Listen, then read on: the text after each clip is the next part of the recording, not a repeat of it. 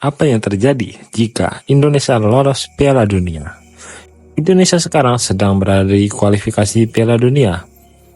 Ada 4 pertandingan lagi melawan Australia, Bahrain, Cina, dan Jepang.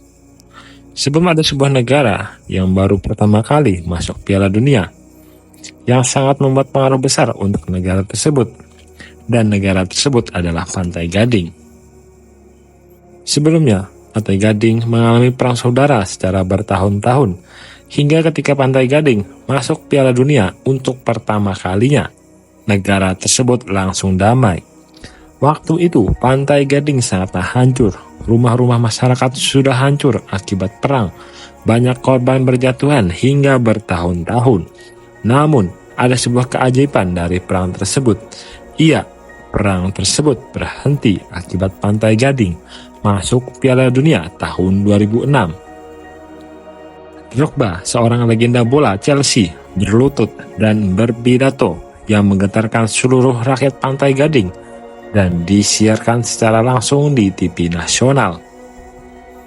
Kepada seluruh pria dan wanita di Pantai Gading, dari utara, selatan, tengah, hingga barat, kami membuktikan hari ini bahwa semua orang dapat hidup berdampingan dan bermain bersama dengan tujuan yang sama, untuk lolos ke Piala Dunia. Kami berjanji kepada Anda, perayaan ini akan menyatukan orang-orang.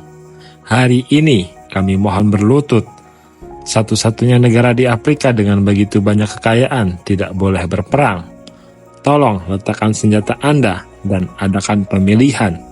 Kami ingin bersenang-senang, jadi berhentilah menembakkan senjata. Klip video tersebut diputar tanpa henti di televisi, seolah-olah kekuatan media mungkin cukup untuk membuat perubahan. Apa yang diharapkan memang terjadi. Kedua belah pihak akhirnya bergerak ke meja perundingan dan setuju untuk melakukan gencatan senjata.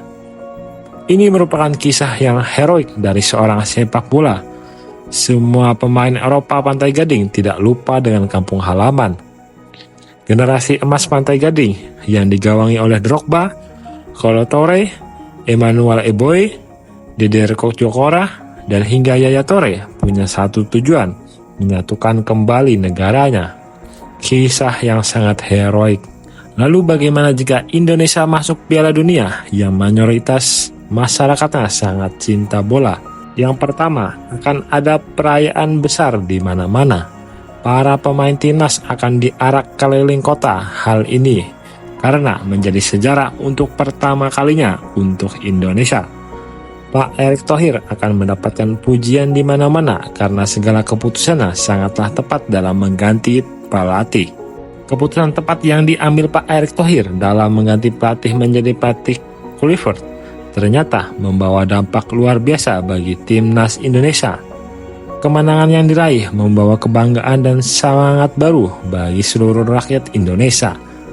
Dan ini tak hanya mengangkat prestasi sepak bola tanah air, tetapi juga meningkatkan rasa nasionalisme yang mendalam di hati masyarakat. Momen bersejarah ini menjadi tonggak baru bagi perkembangan sepak bola Indonesia, dengan banyak pihak yang memberikan apresiasi terhadap keberanian dan visi Pak Erick dalam mengambil langkah yang tidak mudah, namun sangat efektif. Kedua, market value dan ranking timnas akan naik. Dengan adanya penampilan timnas Indonesia di Piala Dunia akan menjadi sorotan dunia. Para pemain yang berkancah di Eropa bakalan dilirik oleh klub-klub Eropa. Para pemain yang menunjukkan performa terbaik, salah satunya Ijes, Rizky Ridho, dan Ole Romani, bakalan jadi incaran klub-klub besar, apalagi Ijes yang performanya sangat bagus di klub bahkan di timnas. Tidak menutup kemungkinan Bang Jai market value-nya akan naik, bahkan market value-nya terbesar mengalahkan Max Hilgers. Yang tiga, akan terjadi nobar di kantor-kantor, sekolahan, perumahan di siang hari karena jadwal pertandingan sepak bola yang berada di Amerika akan berlangsung memiliki perbedaan waktu, yang kemungkinan jadwal pertandingan di wilayah Indonesia pada siang hari di saat jam-jam kerja, dan bakal banyak terjadi bolos kerja demi menonton bola, atau bahkan perusahaan-perusahaan dan instansi memberhentikan sejenak aktivitas demi menonton timnas Indonesia di ajang Piala Dunia. Bahkan ada beberapa komentar warganet untuk meliburkan atau menjadikan tanggal merah ketika jadwal bermain timnas di Piala Dunia. Keempat, Indonesia bakalan sangat susah untuk memasuki fase grup. Melawan tim-tim besar yang sudah berlangganan di Piala Dunia bakalan menjadi kesulitan untuk Indonesia, terutamanya melawan Jepang, apalagi negara-negara Eropa yang kualitas sepak bolanya lebih jauh di atas kita. Tetapi kita harus tetap bersyukur jika Indonesia masuk Piala Dunia, karena hal tersebut merupakan sejarah untuk pertama kalinya Indonesia masuk Piala Dunia. Meskipun gugur di fase grup nanti, timnas Indonesia bakalan tetap menjadi kebanggaan kita. Jutaan masyarakat akan menaruh respek, dan peluang opsi masuk ke 16 besar bakalan sangat kecil untuk Indonesia. Tapi tetap kita harus berbangga apapun hasilnya. Ada harapan yang begitu besar untuk timnas Indonesia yang diharapkan oleh ratusan juta penduduk Indonesia. Namun ketika Indonesia gagal masuk Piala Dunia, ada bakalan kemungkinan terburuk. Salah satunya Patrick Kluivert dan para staf kepelatihan bakalan dihujat habis-habisan oleh supporter Indonesia. Bahkan akan ada dibanding-bandingkan dengan Sintayong. Bakalan banyak orang yang menyalahkan keputusan Erick Thohir yang mengganti kursi kepelatihan. Para mantan staf kepelatihan timnas Indonesia yang di bawah Sintayong bakalan bermunculan yang memberikan beragam komentar. Kemungkinan akan komentar-komentar yang meminta Pak Erick untuk mundur dari ketua PSSI.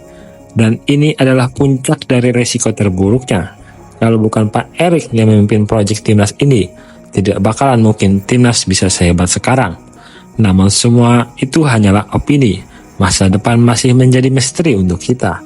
Kita doakan saja timnas mendapatkan hasil yang terbaik dan lolos ke Piala Dunia. Jangan lupa like and share jika kalian suka video ini.